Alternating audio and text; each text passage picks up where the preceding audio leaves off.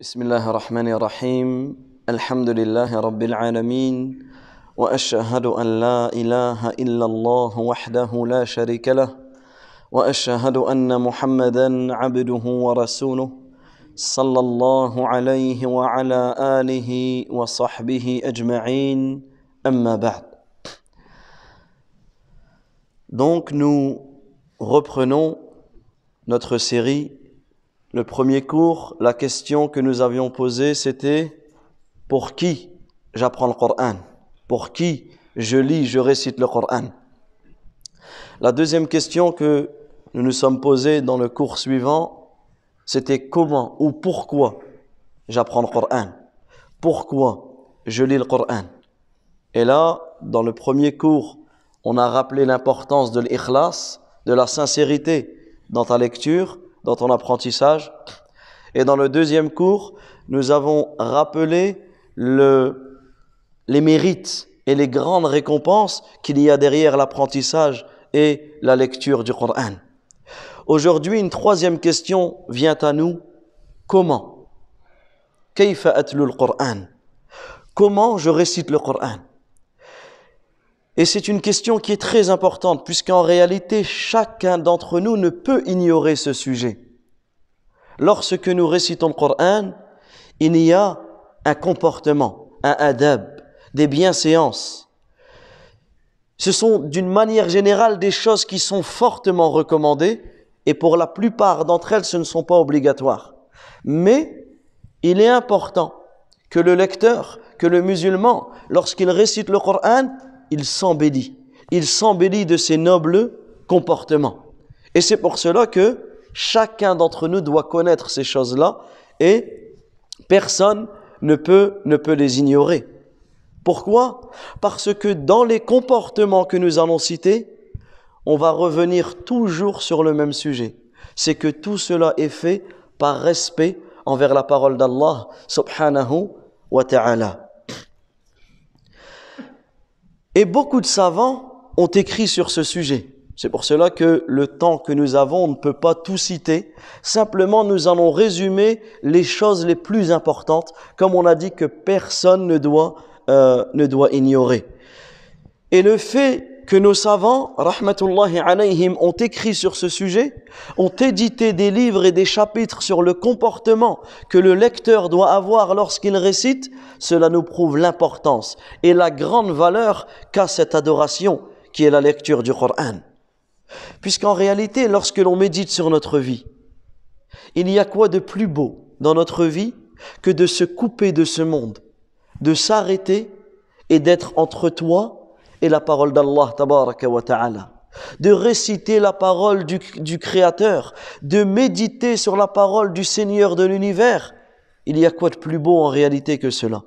Qu'est-ce que notre langue peut dire, peut réciter de meilleur que de réciter le livre d'Allah subhanahu wa ta'ala ? Et en s'ornant, en s'embellissant, en se parant de ces nobles caractères lorsque tu récites le Coran, en réalité, derrière cela, tu vas gagner la baraka, tu vas gagner la bénédiction dans ta lecture, tu vas gagner l'ajar, la récompense, et également, tu vas tirer un profit magnifique de la récitation du Coran. Alors, le premier comportement que l'on peut citer, qui est un comportement essentiel et important, c'est lorsque tu récites le Coran. Tu vas réciter le Coran, il est important de purifier ta bouche. Il est important que ta bouche soit purifiée, et notamment à l'aide du siwak. Parce que le fait de purifier cette bouche avec laquelle tu vas réciter ce Coran, cela en réalité fait partie de la piété des cœurs. Que ce soit la nuit ou que ce soit le jour, purifie ta bouche à l'aide du siwak. Pourquoi ?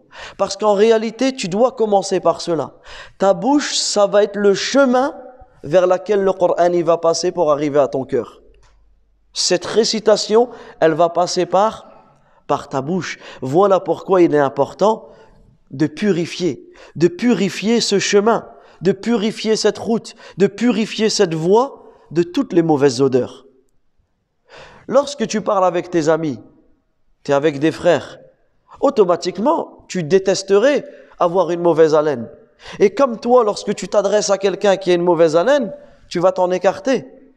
Là, que dire? Tu vas réciter la parole du Seigneur de l'univers. Tu vas réciter la parole d'Allah, tabaraka wa ta'ala. Et cela mérite respect, cela mérite honneur, cela mérite vénération. Voilà pourquoi Allah tabaraka wa ta'ala il dit ذلك ومن يعظم شعائر الله فإنها من تقوى القلوب. Allah azza wa jalla il dit dans Surat al-Hajj, Surat le pèlerinage, le verset 32, dans le sens du verset, et il en est ainsi. Quiconque honore, vénère les rites sacrés d'Allah, alors aura accompli ce que relève de la piété des cœurs. Voilà pourquoi il est important que dans toute adoration, je donne l'importance à cette adoration, notamment cette adoration qui est la lecture du Coran. Je dois lui donner toute sa valeur, toute son importance, et cela passe par le fait de purifier ma bouche. Et il n'y a rien de plus beau que de purifier ta bouche avec le siwak. Ce siwak où le prophète sallallahu alayhi wa sallam nous a informé deux choses par rapport au siwak. Il dit mutahharatun lil fam. Le siwak, il purifie ta bouche. Et médicalement, c'est quelque chose d'incroyable. Les bienfaits du siwak sur la bouche de la personne, c'est énorme. Mais nous, ce qui nous intéresse également, c'est la deuxième caractéristique. Que le prophète, alayhi salatu wa salam, il dit, mardatun lirrab. C'est qu'en plus de purifier ta bouche, le siwak, il satisfait ton Seigneur. Le siwak, il satisfait ton Seigneur. Et notamment, le fait d'utiliser le siwak tout le temps. Que tu jeûnes, que tu ne jeûnes pas, que ce soit la nuit, que ce soit le jour, que tu, avant la prière ou en dehors de la prière, peu importe. Utilise le siwak tout le temps. Mais surtout, lors de la récitation du Coran. Le siwak et la récitation du Coran ont un lien énorme. Écoutez ce que rapporte l'imam al-Bayhaqi. Et les deux hadiths que nous allons citer, ils ont été rapportés par l'imam al-Bayhaqi. Il dit « Tayyibu afwahakum bis-siwak » Parfumez, purifiez vos bouches du siwak « fa innaha turuqul Qur'an » Car en réalité, vos bouches sont les voies par lesquelles le Coran va passer pour arriver à votre cœur. Également, le prophète, alayhi salatu wa salam, écoutez ce hadith magnifique. Et en réalité, si l'on médite sur ce hadith, on ne va plus lâcher le siwak lors de notre récitation du Coran. Il dit, le prophète, alayhi salatu wa salam, lorsque l'un d'entre vous se lève la nuit pour prier, qu'il utilise le siwak. Écoutez la recommandation du prophète, alayhi salatu wa salam, qu'il utilise le siwak. Il dit, car lorsque l'un d'entre vous récite dans sa prière, bien sûr, il a utilisé le siwak, wada'a malakun fahu ala fihi. Un ange, donc tu as utilisé le siwak, tu t'es mis à prier ou tu t'es mis à réciter le Coran, un ange s'approche de toi et il met sa bouche dans ta bouche. Et il n'y a rien qui sort de ta bouche sans qu'il n'entre dans le cœur de l'ange, sans qu'il entre dans la bouche de l'ange. Donc, subhanallah, le fait d'utiliser le siwak avant la lecture du Coran, cela va être la cause que les anges vont s'approcher de toi et notamment qu'ils mettront leur bouche dans ta bouche et ils goberont ce qu'il y a du Coran, ce que tu récites du Coran. Et également, nous savons que les anges, comme le prophète alayhi salatu wa salam nous l'informe, les anges sont touchés par la bonne odeur comme ils répugnent la mauvaise odeur du fils de Adam, de l'être humain. Les anges aiment ta bonne haleine comme ils détestent ta mauvaise haleine. C'est pour cela que si tu as mauvaise haleine lorsque tu récites le Coran, les anges vont s'écarter de toi. C'est pour cela que les savants nous donnent une exhortation magnifique. Ils nous disent, ne fais pas partie de ceux qui vont éloigner les anges. Et comme on l'a cité tout à l'heure, il y a quelqu'un, tu t'assois à côté de lui, il commence à te parler, oulala, tu sens la mauvaise, automatiquement tu vas pas vouloir rester à côté de lui et tu vas t'en écarter. La même chose avec les anges. Donc il est important également, lorsque tu récites le Coran, que tu prennes conscience de cela et que tu tu fasses en sorte d'avoir ce bon comportement à chaque fois que tu lis. Et également, même si tu ne les vois pas, c'est comme là, nous sommes dans une assise de dhikr, une assise où on se rappelle d'Allah, tabaraka wa ta'ala. On ne voit pas les anges autour de nous, mais nous sommes certains qu'ils sont autour de nous. Nous sommes certains que comme nous nous rappelons du livre d'Allah Azza wa Jal, de la sunnah du prophète alayhi salatu wa salam, ils nous entourent. Ils nous entourent dans leurs ailes et cela remonte jusqu'au ciel. Naam, nous ne le voyons pas, mais nous sommes certains de cela. La même chose, lorsque tu utilises le siwak et que tu récites le Coran, tu dois être certain que l'ange s'approche de toi et met sa bouche sur la tienne. Voilà pourquoi il est important d'avoir ce noble comportement et de prendre conscience de cela. Également, parmi les comportements qui sont importants à avoir lorsque tu récites le Coran, c'est de passer en priorité la récitation à partir du mushaf. C'est-à-dire que même si tu connais la sourate que tu récites, même si tu connais tout le Coran, il est meilleur de toujours lire, de réciter à partir du Coran. Et cela pour plusieurs choses. Premièrement, parce que lorsque tu vas réciter à partir du mushaf, donc le support du Coran, tu vas lier entre deux ibadah, entre deux adorations.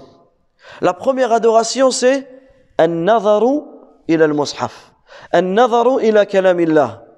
Le fait de regarder, ne serait-ce que de regarder la parole d'Allah, c'est une adoration. Et tu es récompensé. Tu ouvres le mushaf et tu regardes. Et tu médites. Des fois, tu peux méditer sur les sens sans réciter. Tu prends le mushaf, ah, subhanallah, ça parle du paradis. Et tu te remémores le paradis. Ah, ça parle de la mort. Ça, c'est une adoration. Premièrement, ça, c'est une adoration. Deuxièmement, donc c'est le fait de regarder le mushaf, on a dit, c'est une adoration ibadatu al-ayn. C'est une adoration que tu fais avec tes yeux. Et le fait de réciter, tilawatu kitabillah ibadatu al-lisan. C'est une adoration que tu fais avec ta langue. Donc, ça c'est un comportement important à avoir. Et comme on le verra, cela est plus propice pour la concentration. Lorsque tu regardes le mushaf, tu es concentré dans ton mushaf là. Tu es concentré dans cela et cela va t'écarter de la distraction. Ensuite, une chose aussi importante à savoir, c'est que lorsque tu as le choix entre lire à partir d'un mushaf et lire à partir de ton téléphone, passe en priorité le fait de lire à partir du mushaf. Quand tu as le choix, quand tu as la possibilité. Si tu n'as pas de mushaf et tu as que le téléphone, tu peux lire à partir de ton téléphone, tu seras dans l'adoration également. On revient rapidement sur le fait de passer la priorité sur le fait de regarder le mushaf. Ici, les savants nous donnent un détail. Ils nous disent ce qui est recherché par cela, c'est la concentration. Si tu es concentré en regardant le mushaf, dans ce cas-là, c'est meilleur. Si toi, par contre, tu es plus concentré lorsque tu récites de ce que tu as appris. Ce que tu connais, tu es plus concentré. Dans ce cas-là, les savants, ils vont dire, dans ce cas-là, lis sans le mushaf si vraiment tu es plus concentré. Si pour toi c'est égal à égal, dans ce cas-là, passe en priorité le fait de lire directement du mushaf. Parmi les comportements importants, et qui sont même obligatoires pour une grande partie de nos savants, c'est que lorsque tu lis le Coran, tu es en état d'ablution. Tu es en état d'ablution. Là, il est très important de s'accrocher à cela et de réciter le Coran en ayant tes ablutions. Si la personne est en état d'impureté majeure, elle est en état de janaba, à ce moment-là, elle ne récite rien du Coran. Elle ne récite rien jusqu'à ce qu'elle se purifie. Dans ce cas-là, elle ne récite pas. Par contre, si tu n'as pas tes ablutions, on a dit il est préférable, voire même obligatoire, si tu veux toucher le Coran, de faire tes ablutions. Maintenant, tu es dans une situation où tu ne peux pas faire tes ablutions, et ça arrive. Tu es dans une situation où tu ne peux pas faire tes ablutions, peu importe pour quelle raison. Dans ce cas-là, on va te dire, récite le Coran à partir de ce que tu connais. Tu récites Fatiha, Al-Ikhlas, Falaq. Tu récites ce que tu connais, les sourates que tu as apprises. Par contre, tu ne vas pas toucher directement le mushaf. Mais est-ce que tu peux lire à partir du mushaf? Naam. Les savants ont dit, même si tu ne connais pas grand-chose et tu as envie de lire ou tu as envie de continuer ton programme de lecture, dans ce cas-là, tu peux lire à partir du mushaf sans le toucher directement. Un exemple, tu prends un stylo. Tu vas prendre un stylo et tu vas qara. Tu vas qara et tu vas tourner la page comme cela avec ton stylo. Cela, les savants ont autorisé. Par contre, le fait de le toucher directement, cela ne fait pas partie des comportements à avoir et il tire cela de ce que le prophète alayhi salatu wa salam a envoyé aux gens du Yémen. Lorsqu'il leur a envoyé une lettre en leur donnant des recommandations, il a dit « La yamassul Qur'an illa tahir » Ne touche pas le Qur'an, sauf la personne qui est en état de pureté. Ensuite, les savants ont divergé sur la femme qui a ses menstrues et ses lochis. Est-ce que elle fait partie de ceux qui sont en état d'impureté majeure, comme pour l'homme? Est-ce qu'ils ont le même degré? Dans ce cas-là, ceux qui sont de cet avis-là, elles ne lisent pas. Mais d'autres savants, ils disent non. Ils disent on ne peut pas comparer la femme qui a ses menstrues ou même ses lochis à celui qui est en état d'impureté majeure. Pourquoi? Parce qu'en réalité, cette période, elle dure. Cette période, elle dure, donc on ne peut pas lui dire de ne pas réciter le Coran durant toute cette période. Dans ce cas-là, pour certains savants, et wallahu alam, c'est ce que l'on peut soutenir ici, c'est qu'elles disent en fait, elle est au même stade que celui qui n'a pas ses petites ablutions. Donc dans ce cas-là, elle va pouvoir réciter, elle va pouvoir même lire directement à partir du mushaf, mais elle ne va pas le toucher directement. Elle ne va pas toucher directement cela, et bien sûr, c'est un sujet à divergence.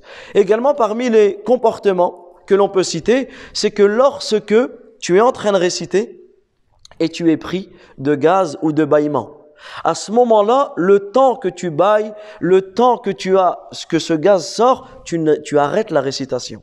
Tu arrêtes la lecture parce que cela fait partie du respect envers la parole d'Allah, subhanahu wa ta'ala. Au niveau du gaz, il est meilleur d'aller refaire tes ablutions, d'aller refaire tes ablutions et de reprendre la lecture. Par contre, si tu ne fais pas tes ablutions directement, dans ce cas-là, ce que l'on vient de dire par rapport à celui qui est en état de petite impureté, celui qui n'a pas ses ablutions, dans ce cas-là, tu ne toucheras pas le mushaf directement, mais il n'y a pas de mal à continuer à réciter. Par contre, un point essentiel lorsque la personne elle bâille. Lorsque la personne elle bâille, ici malheureusement, certaines personnes elles bâillent, elles continuent à réciter. Comme si de rien n'était. Et ici, il y a plusieurs erreurs. Premièrement, les savants disent que c'est un manque de respect envers le Coran. Et tu peux même perdre la récompense de la lecture, puisqu'en réalité, ce que tu vas réciter avec ta bouche ouverte, avec le son ce n'est plus le Coran en réalité. Donc ici, tu vas perdre cette récompense. Donc parmi les bons comportements, et également parmi les bons comportements, c'est « Zuyyinul Qur'an bi aswatikum » embellissez le Coran de vos voix. Et ici, automatiquement, ta belle voix va partir avec le bâillement. Donc, lorsque tu bâilles, et ça c'est lorsque tu lis le Coran, même en dehors de la lecture du Coran, la sunna est de respecter 3 choses. Premièrement, lorsque tu sais que le bâillement arrive, tu dois t'abstenir. Essayer de ne pas bâiller. Si tu n'y arrives pas, dans ce cas-là, tu fermes la bouche. Et pour cela, tu as besoin d'arrêter ta lecture. Tu fermes la bouche et tu vas bâiller à l'intérieur avec la bouche fermée. Si tu n'as pas réussi et ta bouche est restée ouverte, à ce moment-là, tu caches avec ta main.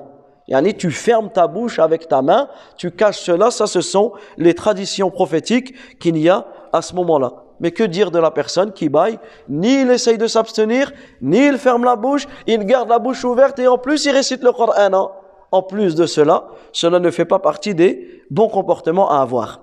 Également parmi les bons comportements à avoir, donc là on les cite, on n'a pas le temps de citer les adillah et les preuves par rapport à cela, mais toutes les preuves sont notamment dans les livres qui parlent de ce sujet. Celui qui veut revenir vers cela, il revient notamment au livre de l'imam al-Ajuri sur le adab hamalat al-Qur'an, le comportement de celui qui porte le Qur'an, de celui qui lit et qui apprend le Qur'an, etc. Parmi les comportements, il y a le fait de donner l'importance à ce que l'on appelle sujoud tilawa. Le fait de se prosterner lorsque tu lis le Qur'an, il y a des passages dans le Qur'an. Alors il y a 15 passages dans le Qur'an. Les savants sont unanimes qu'il n'y a pas plus de 15 passages dans le Coran où tu vas devoir te prosterner. Il y a cette petite sajda, tu te prosternes. Ensuite, il y en a 10 passages sur lesquels les savants sont unanimes. Les 10 passages sont unanimes. Ensuite, il y en a 5 où les savants ont divergé. Un exemple pour le madhab de l'imam Malik, eux, ils considèrent qu'il n'y en a que 11. Pour le madhab de l'imam Shafi'i, ou même le madhab de l'imam Ahmad et le madhab de l'imam Abu Hanifa, il y en a 14. Donc en réalité, quand je mets tout, il y en a 15 en tout. Et wallahu alam, on se prosterne sur les 15. Comme ça, tu es tranquille. Tu te prosternes sur les 15. Donc, à chaque fois qu'il y a cette prosternation, tu te prosternes. Et ici, il est important de prendre conscience que qu'est-ce que tu gagnes quand tu te prosternes dans la prosternation de la lecture? Tu gagnes 2 choses. Premièrement, la satisfaction d'Allah Azza wa Jal. Et deuxièmement, tu humilies. Dans cette prosternation, il y a une humiliation contre le shaitan. Écoutez ce qu'il dit, le hadith il est dans Sahih Muslim. Ce qu'il dit le prophète alayhi salatu wa salam, il dit lorsque le fils de Adam, lorsque l'être humain lit une prosternation, yani dans la lecture du Coran, il y a une prosternation et qu'il se prosterne, shaitan s'écarte. Ya'tazil wa yabki et il se met à pleurer. Subhanallah. Il y a quoi de plus beau que de faire pleurer le shaitan? Il s'écarte et il se met à pleurer. Qu'est-ce qu'il dit? Écoutez la parole de shaitan. Il dit Waili umir ibn Adam bisujud. Il dit malheur à moi. Il te voit prosterné. Malheur à moi. On a ordonné à l'être humain de se prosterner. Fasajad. Il s'est prosterné. Walahul jannah. Et il a gagné le paradis. Wa umirtu bisujud. Par contre, moi, on m'a ordonné de me prosterner, fa'abayt. J'ai refusé de me prosterner, faliyannar. Et j'ai obtenu l'enfer. Regardez, subhanallah al-azim. Donc ici, là, et là, on voit l'importance de cette adoration qui est le sujoud. L'importance de cette adoration qui est le sujoud. Donc, on a dit, il est important que ces 15 moments, ces 15 passages, ces 15 endroits dans le Coran, on doit se prosterner à ce moment-là. Donc le premier, on les cite rapidement, il est à la fin de Surat Al-A'raf, Surat numéro 7. C'est là le premier, la première au verset 206. Ensuite, on l'a au verset de Ra'd, Surat numéro 13, le verset 15. Ensuite, Al-Nahl, Surat numéro 16, le verset 50. Ensuite, Al-Isra, Surat numéro 17, le verset 109. Surat Maryam, verset 19. Surat 19, verset 57. Ensuite, on en a 2 dans Surat Hajj. Le premier, ils sont unanimes dans le verset 18. Par contre, dans le verset 77, ici, seulement le madhab de l'imam Shafi'i et le madhab de l'imam Ahmed sont d'avis que tu te prosternes. Ensuite, Al-Furqan, Surat 25, le verset 60. An-Naml, Surat 27, verset 26, Surat Sajda, la prosternation, verset 15. Ensuite, Surat Sad, c'est une prosternation où il y a divergence. Ça, c'est pour le Hanafiya et le Malikiya. Ils considèrent que tu te prosternes dans le verset 24. Surat Fussilat, le verset 38. La fin de Surat Najm. Et en fait, les 3 dernières dans le Mufassal, les savants ont divergé également. Donc, Surat Najm, Surat 53, Surat Al-Inshiqaq et la fin de Surat Al-Alaq. Donc ici, on a nos 15 passages. Il est important, lorsque la personne passe par un de ces passages, qu'il se prosterne, qu'il peut dire Allahu Akbar à ce moment-là et Allahu Akbar quand il se relève, qu'il soit purifié. Donc là, les savants, ils ont divergé. Certains disent que tu n'es pas obligé d'avoir tes ablutions si tu es en dehors de la prière. Bien sûr, si tu es dans la prière, tu auras tes ablutions. Par contre, si tu lis sans ablution, ils disent que tu peux te prosterner quand même. Et il est important de dire, donc, qu'est-ce que tu dis dans cette prosternation? Tu dis Subhana Rabbiyal A'la, comme dans la salat. Et également, tu peux dire une invocation, il y en a plusieurs, mais tu peux dire celle-ci, Sajada wajhi lilladhi khalaqahu wa sawwarahu wa shaqqa sam'ahu wa basara bihawlihi wa quwwati. Mon visage s'est prosterné devant celui qui l'a créé, lui a procuré son ouïe et sa vue par sa force et par sa puissance. Tabarakallahu ahsanul khaliqin. Gloire à Allah Azza wa Jal, le meilleur des créateurs. Ensuite, on essaye de terminer rapidement. Parmi les bons comportements à avoir lorsque tu récites le Coran, c'est de te tourner en direction de la Qibla. Il est meilleur déjà d'être assis. Ça, c'est la meilleure position dans laquelle tu peux réciter le Coran, c'est assis en face de la Qibla. Quand on dit en face de la Qibla, c'est-à-dire que ton visage il est en face de la Qibla comme vous êtes assis ici en face de la Qibla. Ça, c'est la meilleure manière. Par contre, c'est pas obligatoire.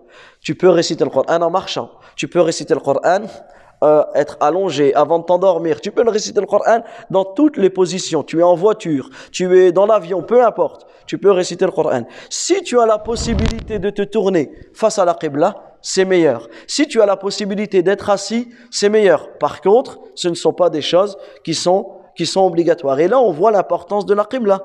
C'est la direction de la prière. Lorsque tu fais dua, lorsque tu lis, lorsque tu fais du dhikr, il est toujours meilleur d'être en face de la Qibla. Donc on répète, ce n'est pas obligatoire, mais c'est al-afdal, al-akmal ou al-atam.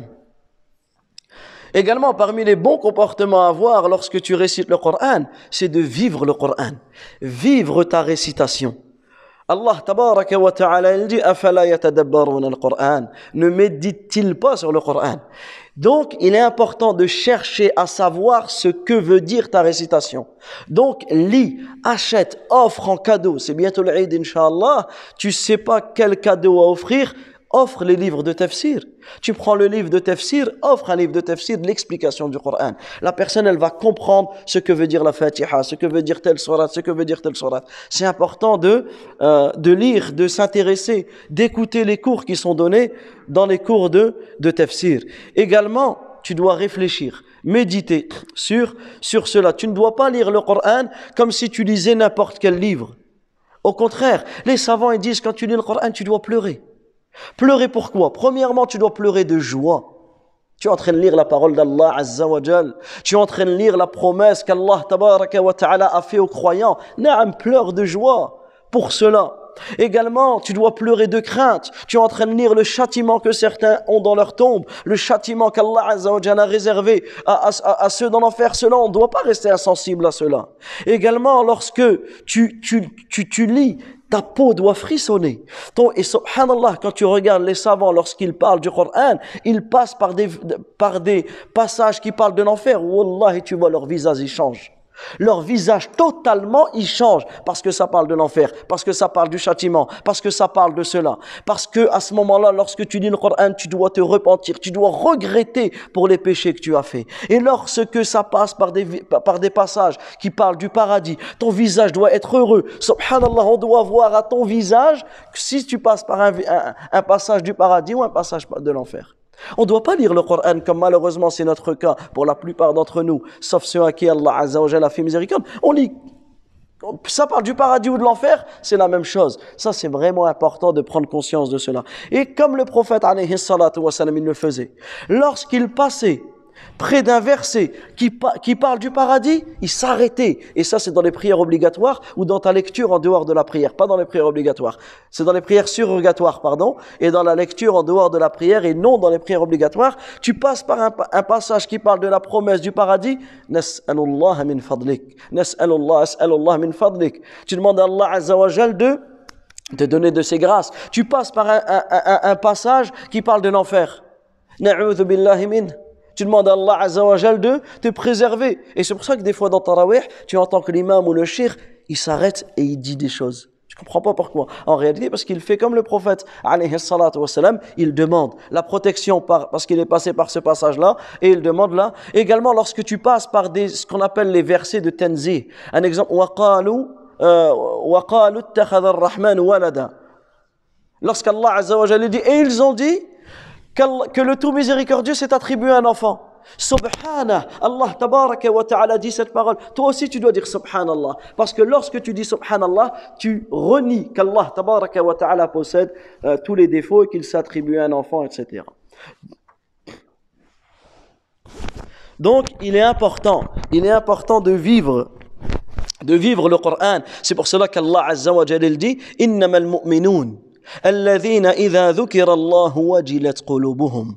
Les vrais croyants sont ceux qui, lorsque l'on mentionne Allah, leur cœur frémit. وإذا تليت عليهم آياته زادتهم imana, et dont la foi augmente lorsque l'on récite les versets وعلى ربهم يتوكلون, et ils placent une entière confiance à leur Seigneur. Donc, la conclusion, c'est que lorsque tu lis le Coran, tu dois être concentré. Et si ça peut t'aider de lire une page en français et ensuite tu la lis en arabe. Commence par le français, parce que tu maîtrises le français, et ensuite en arabe, subhanallah, tu vas apprendre des mots. Ah oui, là c'est vrai, ça parle de Sulayman. Ah oui, là c'est vrai, ça parle de ceci, ça parle de cela. Et en plus, si tu rajoutes le tafsir, tu vas comprendre telle histoire, la cause de la révélation, tu vas vivre le Coran et tu vas réussir à faire cela. Également, parmi les moyens pour être concentré lors de ta récitation du Coran, c'est que reste concentré dans ta lecture. C'est pour cela qu'on a dit le mieux c'est de regarder le mushaf. Mais celui qui récite et il est là avec son téléphone. Celui qui récite et il continue à envoyer. Et il est là et il dit bonjour à tout le monde. Et il regarde à gauche, à droite. Non. Tes yeux ont un impact sur le cœur. C'est pour cela que dans la prière, le prophète alayhi salam nous a enseigné de regarder l'endroit où tu vas te prosterner. Pourquoi? Parce que tes yeux, automatiquement, ce que tu vas voir, ça va te distraire. Donc, ne sois pas distrait. Et ça, c'est important. Quand on enseigne le Coran aux enfants, ça, c'est un adab qu'on se doit de leur obliger. Tu regardes le mushaf, tu arrêtes de regarder à gauche, à droite, ceci, cela, sinon l'enfant, il va jouer la moindre mouche qui va passer, il va la suivre, etc. La même chose pour nous. La même chose pour nous. Donc, on se doit de ne pas être distrait, et encore pire avec le téléphone. On lit le Coran et on a le téléphone à côté. Non, là c'est le temps du Coran. Laisse ton téléphone où il est. Et combien de fois tu lis une page et tu lis et ça y est. Tu as lu 2 minutes le Coran et t'es parti 20 minutes dans ton téléphone. Ou dans la télévision, ou dans ceci, ou dans cela. Ça c'est important. Également, si tu sens que tu lis et que tu t'endors, dans ce cas-là, soit tu changes de place, soit tu vas refaire tes ablutions, soit tu dors un peu, mais le but, c'est d'être concentré. Il vaut mieux t'arrêter de lire et de dormir un peu ou de te reposer ou de te changer les idées que de te forcer et tu ne prends pas conscience de ce que tu dis. Donc, le résumé de tout ça, c'est que tu lis assis, tu es totalement purifié, tu as des habits propres, tu es parfumé, tu as le siwak, tu es serein, tu es humble, tu es concentré, tu médites sur ce que tu fais et tu prononces le Coran avec une belle voix. Tu prononces le Coran avec une belle voix. Un jour, le prophète, alayhi salatu wassalam, il a vu quelqu'un dans la mosquée en train de réciter. Il a dit, qui est-ce? Qui est cette personne? Il lui a dit, lui, c'est Abdullah ibn Qais. Vous savez ce qu'a dit le prophète, alayhi salatu wassalam? Il était impressionné par sa voix. Il a dit, Allah azza wa jalla lui a donné la voix de la famille de Daoud. Parce que le prophète Daoud, alayhi salam, Allah azza wa jalla lui a donné la voix, le summum de la beauté dans la voix. C'est pour cela qu'on se doit d'embellir notre récitation. Mais là, sans exagérer. Ça veut dire quoi, embellir ta voix? Embellir ta voix, ça veut dire en fonction de ta capacité. Ta voix, c'est Allah qui te l'a donnée. Donc, prends la voix que tu as, n'essaye pas de changer de voix ou d'exagérer.